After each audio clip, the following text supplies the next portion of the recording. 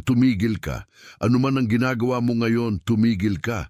Ang sasabihin ko sa iyo ay hindi para sa lahat ng nakikinig. Para ito sa iyo. May nangyari sa iyo ngayong umaga kahit wala ka pang salita para doon. May gumalaw sa loob mo na hindi mo maipaliwanag at may bahagi sa iyo na agad nakaramdam na may binuksan na pinto na dati ay sarado. Ikaw ang taong tahimik na nagdadala ng bigat na hindi napapansin ng iba. Ikaw ang taong patuloy na lumalakad kahit may mga gabi na pakiramdam mo ay ikaw na lamang ang may dalang panalangin sa buong silid. At ngayong gabi, maririnig mo kung bakit ganoon ang bigat na iyan, kung ano ang ibig sabihin ng mga palatandaang matagal nang sumusunod sa iyo, at kung anong salita ang ipapahayag ko sa dulo na para bang mula pa noong una ay nakalaan na sa iyo. Manatili ka sa akin. Sa pagtatapos nito, makikilala mo ang mga palatandaang matagal mo nang nakikita ngunit hindi mo pa nabibigyan ng pangalan. Mauunawaan mo ang iisang padron na palihim na humaharang sa iyo kahit tila ginagawa mo na ang lahat ng tama. At bago tayo matapos, may isang deklarasyong ihahayag ko ng direkta sa iyong buhay at iyon ang dahilan kung bakit dumating sa iyo ang mensaheng ito ngayong gabi. Hindi ka nandito ng nagkataon. Hindi ka nakarinig ng mga salitang ito dahil napadaan ka lang. Ang mensaheng ito ay dumating sa iyo na para bang may naglagay mismo nito sa iyong landas sa eksaktong sandali na handa ka nang makarinig kahit hindi mo pa aminin sa sarili mo na handa ka na. At kung pinipigil mo pa rin ang pagod na matagal mo nang dinadala, kung may bahagi sa iyo na nagsasabing, "Ako ba talaga ito?" Kung may maliit na pag-iling ng puso mo habang naririnig mo ako, hindi ka nag-iisa. Ang oras na ito ay hindi ordinaryo para sa iyo. May dahilan kung bakit ngayon mo ito naririnig. May mga palatandaan ng nangyayari sa iyo nitong mga nakaraang araw at kung titingnan mo ng maigi, hindi sila malabo. Hindi sila pangkalahatan, hindi sila basta pakiramdam lang. Mga tiyak na piraso sila ng katotohanan na paulit-ulit na dumadampi sa buhay mo, na para bang may isang tahimik na kamay na gustong sabihin sa iyo, "Tingnan mo rito, huwag mong lampasan." Marahil, gumigising ka sa iisang oras ng paulit-ulit at hindi mo maintindihan kung bakit lagi kang nasa gitna ng gabi na may biglang gising at gising na gising ang isipan. Marahil may mga sandali na wala namang malinaw na dahilan, pero bumabagsak ang emosyon mo na parang may hangin na biglang nawala sa loob ng dibdib mo. Marahil may mga usapan na dati ay normal lang sa'yo, pero ngayon ay parang natuyo na. Parang may nawalang buhay sa mga salita na dati ay madali mong ibinibigay. At marahil napapansin mo rin ang mga bilang na paulit-ulit na sumusulpot sa hindi inaasahang mga lugar. Sa relo, sa resibo, sa mga pahina, sa plaka, sa mga mensaheng hindi mo naman hinahanap. Hindi dahil sinusundan ka ng ingay, kundi dahil may pattern na gustong mapansin mo. May ritmo na kumakatok sa iyo. Mahalaga ang mga palatandaang iyan. Hindi sila problema na dapat mong ikahiya. Hindi sila senyas na may mali sa iyo. Sa maraming paraan, ang mga ito ay kumpirmasyon na may gumagalaw na mas malalim kaysa sa nakikita mo. Ang pagkapagod na nararamdaman mo ay hindi laging kahinaan. Minsan, ito ay pagtutuno. Ang layo na nararamdaman mo mula sa mga dating usapan ay hindi laging pagkawala. Minsan ito ay pag-aayos. Ang paggising mo sa parehong oras ay hindi laging abala ng isip. Minsan ito ay paanyaya. At kung may nararamdaman kang kakaibang katiwasayan sa gitna ng lahat ng ito, huwag mo agad itong iwaksi. May mga bagay na unang lumilitaw bilang kakaiba bago sila lumitaw bilang malinaw. May mga paggalaw na unang nararamdaman sa loob bago sila makita sa labas. Huminga ka sandali kasama ako. Huwag mong pilitin ang kahulugan. Hayaan mo lang munang lumapag ang narinig mo. Kung kahit isa sa mga ito ay tumama sa iyo, Kung may bumigat o bumuka sa dibdib mo habang naririnig mo ang mga palatandaang ito, i-type mo ang bilang 888 sa mga komento. Ang mga daliring susulat niyon ay parang tahimik na pagsang-ayon ng iyong espiritu. Ito ang pinakamaliit na tugon, pero totoo ito. I-type mo ang 888 tapos bumalik ka kaagad sa akin. Ngunit may mas malalim pa sa mga palatandaang ito. Sa ilalim ng lahat ng iyan, may isang-iisang padron na matagal nang gumagalaw sa buhay mo nang hindi mo napapangalanan. Hindi ito simpleng pagod, hindi ito simpleng takot. Ito ang ugali ng pag-abot sa mga bagay gamit ang lakas ng dating pagkakilala kahit hindi na iyon ang daan. Ito ang likas na pagtulak sa isang pinto na matagal nang nagbukas sa ibang direksyon. Ito ang pagtayo mo sa parehong lugar habang iniisip mong baka mas malakas ka lang dapat. Samantalang ang totoo, mali ang pinagbubuhatan mo ng lakas.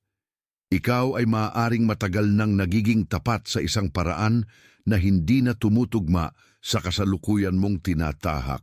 Maaaring matagal mo nang sinusubukang panatilihin ang mga ugnayan, mga tungkulin, mga inaasahan at mga pangako na mabuti noon, pero ngayon ay hindi na sumasabay sa buhay na ibinubukas sa iyo.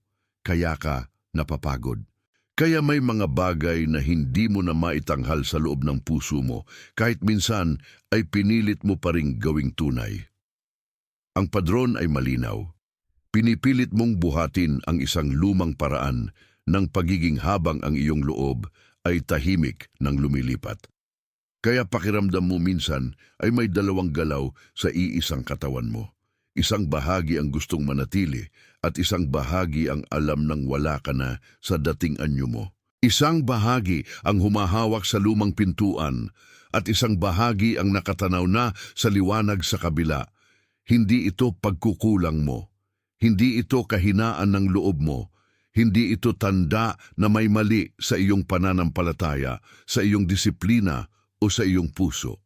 Ito ay tanda na ang dating padron ay hindi na makapaghahari ng tahimik gaya ng dati.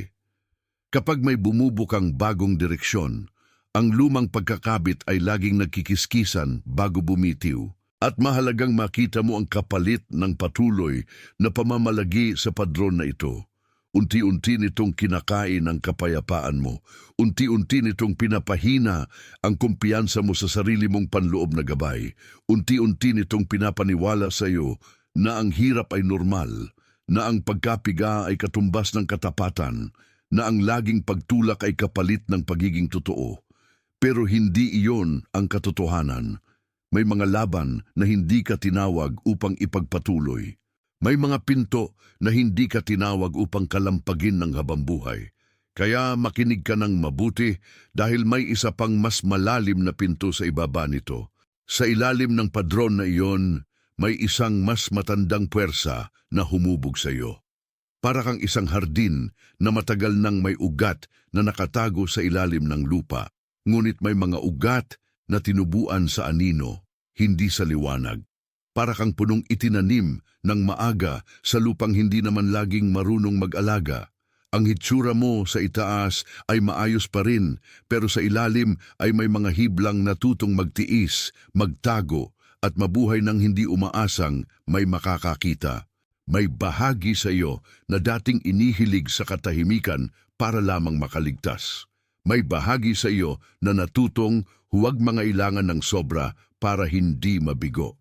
May bahagi sa iyo na matagal nang hinayaan ang sarili na maging maliit sa harap ng mga boses na mas malakas, mas matalas, o mas mapilit, at ang bahaging iyon ay hindi basta-basta mawawala. Nananatili ito sa ugat.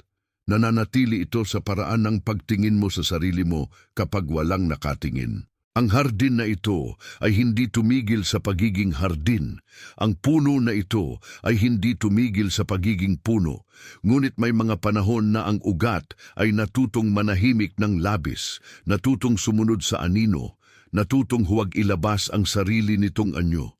Kaya ang buhay mo minsan ay tila hindi pumipili ng dami ng liwanag, pumipili lamang ito kung paano hindi mawawasak. At doon nanggaling ang pagkaputol sa tunog ng iyong sariling loob.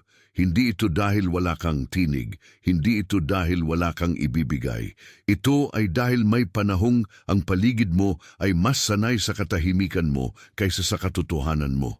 Kaya ang loob mo ay natutong bumaba, matutong yumuko, matutong sumunod sa mga ugat na hindi na nagtatanong kung nararapat pa bang manatili sa parehong lupa. Pero may nangyayari ngayon sa hardin na ito. May dahan-dahang paggalaw sa ilalim ng lupa. May pagigting na hindi kapahamakan, kundi paggising. May ugat na hindi na gustong manatiling baluktot. May punong hindi na sapat ang lumang anino. At ang bagay na dati ay tahimik na pag-iral lamang, ay ngayon ay naghahanap na ng liwanag na karapat-dapat sa kanya. Kung ang larawang ito ay tumama sa iyo, kung naramdaman mo na parang may ugat sa loob mo na matagal nang napipigilan at ngayon ay gumagalaw na, huminto ka muna. Hayaan mong lumalim ang tanong, hayaan mong lumapit ang katotohanan. Kung ang hardin na ito ay naramdaman mong ikaw, kung ang ugat at puno ay parang nagsalita sa pinakamatagal mong katahimikan, itype mo ang mga salitang, "Ako ay handa" sa mga komento. Huwag mo itong itype na parang healing. I-type mo itong parang kinikilala mo ang pagbubukas na ngayon ay hindi mo na kayang ipagkaila. I-type mo ang "Ako ay handa", tapos bumalik ka kaagad sa akin. Ngayon pakinggan mo ito ng dahan-dahan. Ang pumapaitaas ngayon ay hindi lang emosyon. Ang bumubukas ay hindi lang pagod. Ang lumilitaw sa iyo ay ang pagbabalik ng isang bagay na matagal mong itinatago sa ilalim ng katahimikan. Kaya ang solusyon mo ay hindi isa pang listahan ng mga gawain. Hindi ito mas maraming pagpilit. Hindi ito mas maraming pagpapanggap na kaya mo ang lahat. Ang tunay na sagot ay pagbabalik. Pagbabalik sa naroon na, pero natabunan. Pagbabalik sa alam mo na dati, pero sinunog ng sobrang tagal ng pagtitiis. Pagbabalik sa pagkakakilanlan mo bago ka tinuruan ng takot kung paano ka dapat mabuhay. Hindi mo kailangang likhain ang sarili mo mula sa wala. Hindi mo kailangang patunayan ang halaga mo sa bawat araw na para bang laging may pagsusulit. Hindi mo kailangang buhatin ang lahat ng mag-isa para lamang masabing ikaw ay matatag. May mga bagay na hindi mo kailangang paghirapan para maging sa iyo. May mga bagay na kailangan mo lamang tanggapin ng may paggalang. Kaya kung may isang simpleng panimulang paggalaw para sa iyo, ito. Sa tuwing maramdaman mo ang lumang padron na muli kang hinihila sa pagiging sobra ang pagdadala, itigil mo sandali ang paghigpit. Huminga ka at sa loob mo, banggitin mo ang isang tahimik na pag-alala, hindi ako dito isinilang upang laging bumuhat ng walang pahinga. Ang pananatiling bukas ay mas mahalaga kaysa sa walang sawang pagtulak. At may isa pa, kapag naramdaman mong bumabalik ka sa lumang ugali ng pagpilit, tanungin mo ang sarili mo ng dahan-dahan, ito ba ay akin pa o ito ba ay nakasanayan ko lamang? Iyan ang munting pag-audit ng daloy mo. Hindi ito pagsusuri para husgahan ang sarili. Isa itong pagbalik ng kamalayan. Kapag alam mo na ang kaibahan ng sa iyo at nang natutunan mo lang ipasan, nagsisimula ng magbago ang laman ng iyong mga araw. Alagaan mo ang pagbabalik na ito na parang hardinero ka ng sariling ugat. Huwag mong tratuhin ang sarili mo bilang proyekto. Tratuhin mo ang sarili mo bilang buhay na dapat pakinggan. Kapag may umusbong na bago, huwag mo agad putulin. Kapag may lumambot na bahagi, huwag mo agad tawaging kahinaan. Kapag may hindi ka na kayang gawin gaya ng dati, baka hindi iyong pagbagsak, baka iyon ang paglipat sa mas totoo mong ritmo. At tandaan mo ito, ang iyong pagbabalik ay hindi maingay. Hindi ito kailangang ipagsigawan, ngunit ito ay totoo. At sa sandaling tinanggap mo ang totoo, may mga dating hawak na kusa ng luluwag.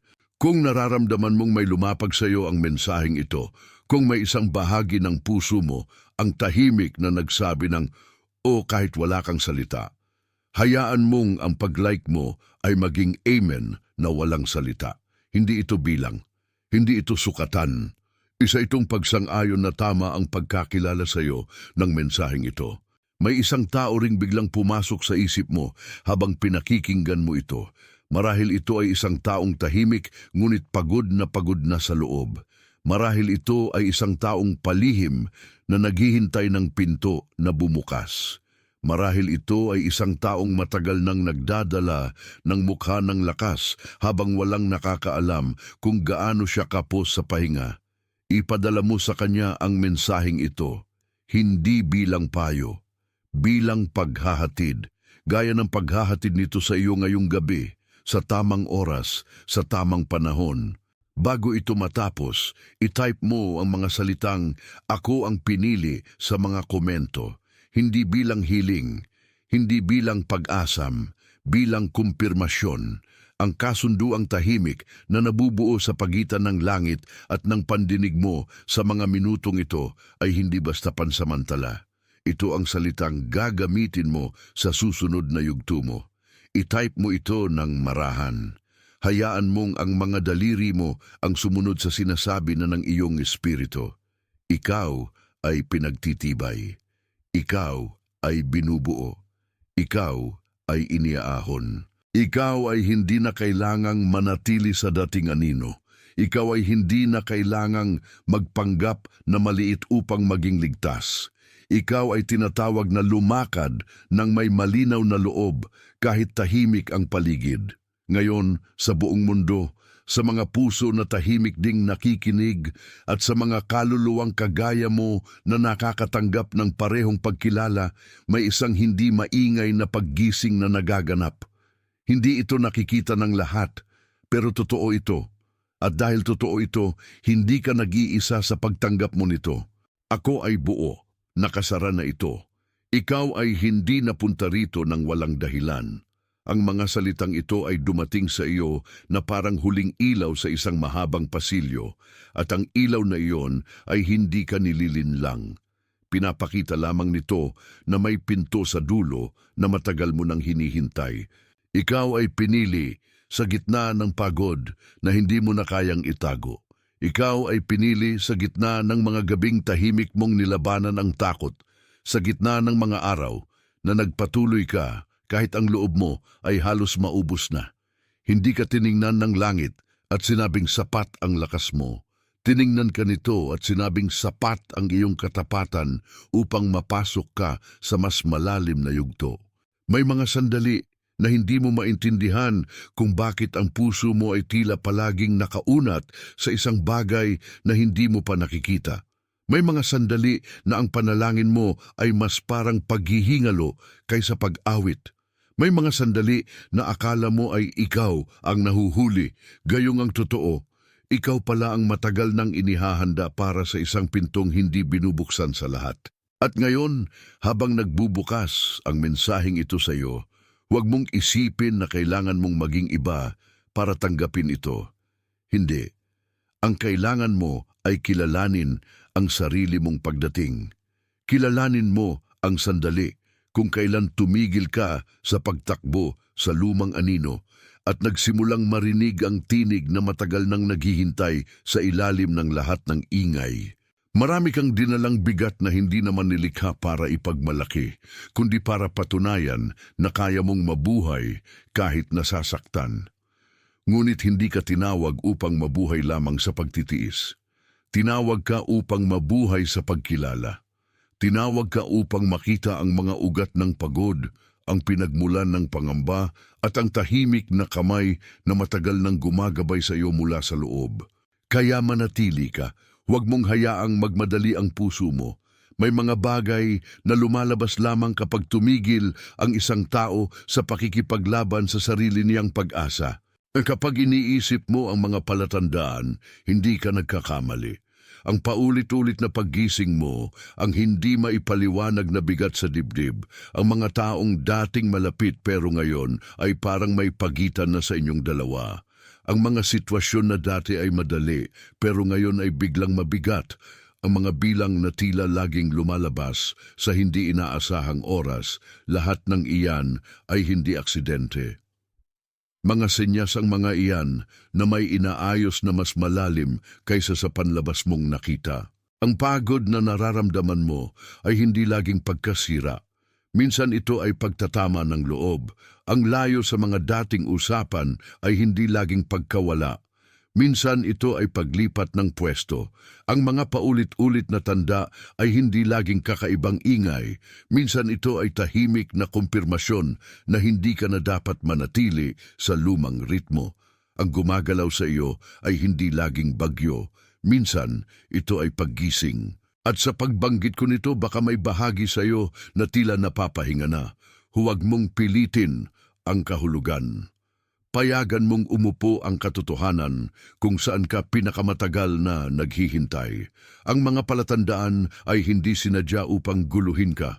Sinadya ang mga yon upang ilabas ka sa pagkakamaling matagal mo nang pinaniniwalaan. Ang mas malalim na tanong ay ito, ano ang padron na nagpapakilos sa lahat ng ito? Ang padron ay ganito. Matagal mo nang ipinapasa ang sarili mo sa parehong pagsubok ng hindi mo pagsuko, kahit ang hinihingi ng panahon ay hindi na mas malaking pagsisikap kundi ibang uri ng pagtugon.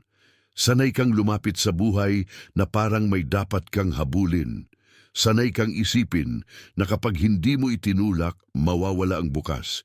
Sanay kang magbuhat ng sobra para lamang maramdaman mong karapat-dapat kang manatili.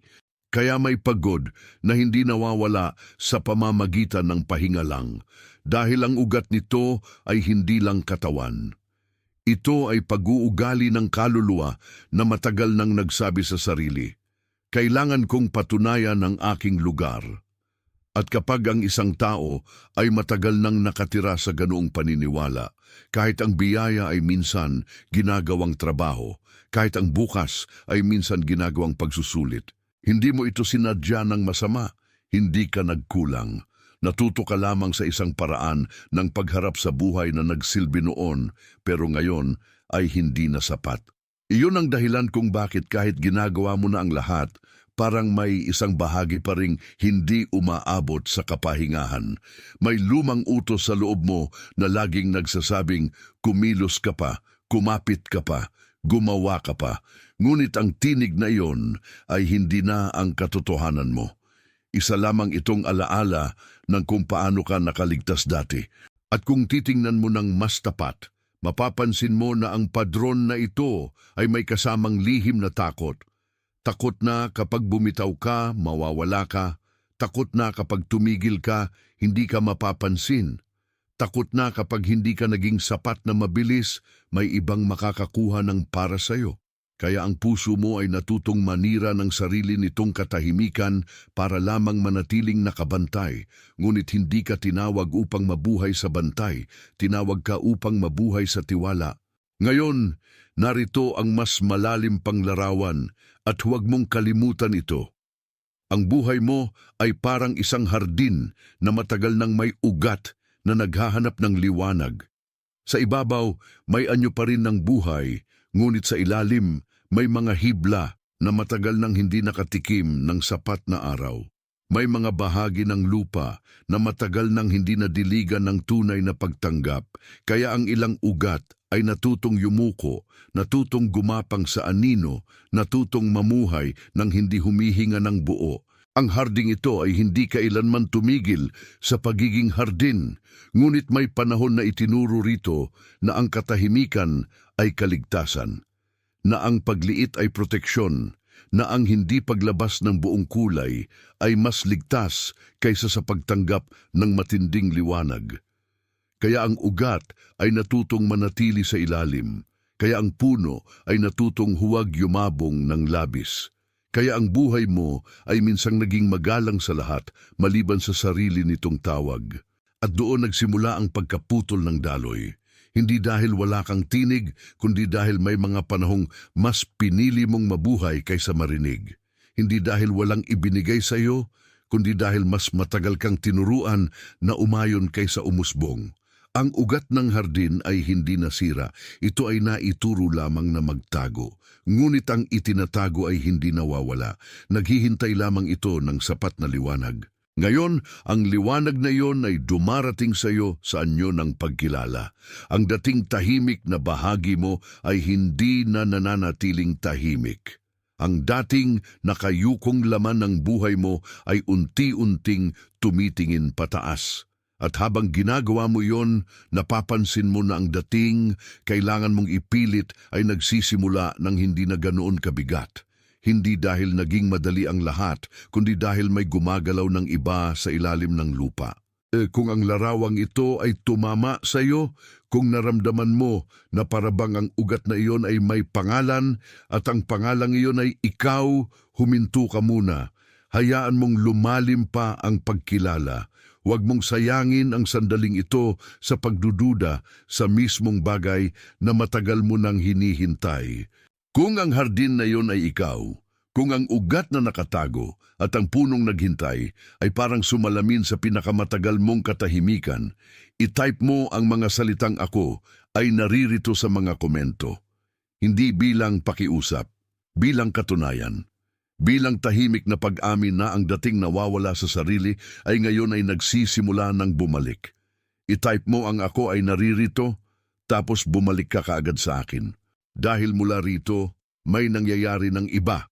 Ang pagbabalik na ito ay hindi pang aksiyon, hindi ito listahan ng mga dapat mong habulin, ito ay pag-uwi, ito ay pag-alala, ito ay pagpayag na ang mga ugat na matagal nang napapagod ay sa wakas ay makahinga ng hindi nagbabantay sa bawat dahon.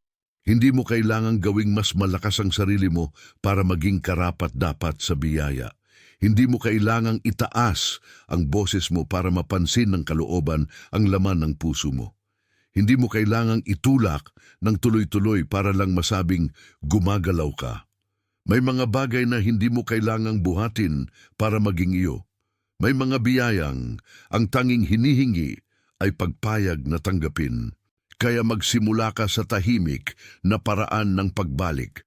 Kapag ramdam mong bumabalik ka sa lumang gawi ng sobrang pagpupunyagi, hawakan mo ang iyong hininga at sabihin sa loob mo, hindi ko na kailangang patunayan ang aking pwesto. Iyan ang unang pag-aalaga sa sarili mong hardin. Hindi ito malakas, pero ito ay tapat. At kapag muli kang dinalaw ng dating kaba, gawin mo ang pangalawang tahimik na hakbang. Itanong mo, ito ba ay akin pa o itinuro lamang sa akin? Sa tanong na iyan, nagsisimulang maputol ang mga lumang hibla. Sa tanong na iyan, nagkakaroon ng pagitan ang katotohanan at ang natutunan mong takot. At sa pagitan na iyon, may lumilitaw na puwang para sa kapayapaan. Alagaan mo ang buhay mo na parabang hardinero ka ng sarili mong lupa. Huwag mong ituring ang sarili mo bilang proyektong kailangang ayusin. Ituring mo ang sarili mo bilang lupaing kailangang kilalanin. Kapag may bagong usbong, huwag mo agad itong iurong. Kapag may lumang dahon na nalalaglag, huwag mo agad ituring na pagkatalo. Minsan, ang pagbibitaw ay hindi pagkaputol. Minsan, ito ang simula ng mas malawak na pag-usbong. At ito ang nakalulugod na katotohanan. Ang iyong pagbabalik ay hindi kailangang maingay para maging totoo. Hindi ito kailangang ipaliwanag sa lahat. Hindi ito kailangang ipagtanggol sa mga hindi nakakaunawa. Ang mahalaga ay ang ugat mo ay natututong uminom muli. Ang mahalaga ay ang loob mo ay natututo muling umangat. Ang mahalaga ay ang lupa sa loob mo ay hindi na gustong manatiling tigang. Kung may bahagi sa mensaheng ito na tumama sa iyo bilang kumpirmasyon ng alam mo na sa loob, hayaan mong ang iyong pag-like ay maging amen na walang salita. Hindi ito bilang, hindi ito sukatan. Isa itong tahimik na pagsang-ayon na tama ang pagkakilala sa iyo ng mensaheng ito. At may isang tao ring pumasok ngayon sa isip mo habang naririnig mo ako. Maaaring ito ay isang taong tahimik, ngunit pagod na pagod. Maaaring ito ay isang taong matagal nang nag-aabang ng pinto na bubukas para sa kanya. Maaring ito ay isang taong nakangiti sa labas, ngunit may matagal ng paghimlay sa loob. Kung may ganoong mukha na lumitaw, huwag mo itong ipagkait. Ipadala mo sa kanya ang mensaheng ito, hindi bilang mungkahi, bilang paghahatid. Gaya ng paghahatid nito sa iyo ngayong gabi, sa oras na nakatakda para rito. At bago magsara ang sandaling ito, itype mo ang mga salitang ako ang pinili sa mga komento. Hindi bilang pagnanasa, hindi bilang pag-asa, bilang kumpirmasyon, bilang tahimik na paninindigan na ang narinig mo ay naging bahagi na ng iyong pagkilala sa sarili. I-type mo ito ng dahan-dahan. Hayaan mong ang mga daliri mo ang sumunod sa alam na ng espiritu mo. Ikaw ay pinagtitibay sa mismong lugar kung saan ka dati nang nanghihina. Ikaw ay binubuksan sa mismong bahagi na matagal nang nakasarado. Ikaw ay pinagbabalik sa sariling daloy na hindi na kailangang makiusap para mabuhay. Ikaw ay hindi na nakatali sa lumang anino na paulit-ulit na nagsabi sa iyong manatiling maliit. Ikaw ay inililipat sa isang bagong katahimikan at ang katahimikang ito ay hindi kawalan. Ito ay kapangyarihang may kapayapaan. Ito ay lakas na hindi nagmamakaawa. Ito ay pananalig na hindi na kailangang magpaliwanag. Sa loob ng katahimikang ito, natututo kang maglakad ng hindi nagmamadali, huminga ng hindi nangangamba, at tumanggap ng hindi natatakot na may mawawala. Ikaw ay malaya sa lumang utos na kailangang laging may patunay. Ikaw ay malaya sa paniniwalang ang pagpupunyagi lamang ang marunong magmahal. Ikaw ay malaya sa ugaling dumaranas ng sobra bago maniwala na may bukas para sa iyo. Ikaw ay malaya upang bumalik sa sarili mong ugat. Ikaw ay malaya upang mabuhay ng may pagtanggap. Sa mismong sandaling ito, sa iba't ibang dako ng mundo, may mga pusong tumatanggap din ng parehong pagkilala. May mga taong tahimik na umiiyak. May mga taong biglang natahimik sa gitna ng kanilang araw.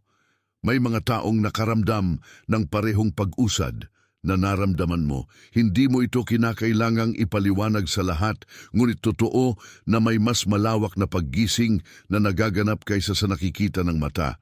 At dahil totoo yon, hindi ka nag-iisa sa pagdating mong ito. Nakasama ka sa isang sandaling hindi maingay pero matibay, hindi mapagmalaki pero totoo. At ang sandaling iyon ay mas matagal kaysa sa takot mo, mas malalim kaysa sa pagod mo, mas malapit kaysa sa hinihinala mo. Ikaw ay dumating, ikaw ay kinilala, ikaw ay tinawag pabalik sa sarili mong liwanag. Ito ay natapos,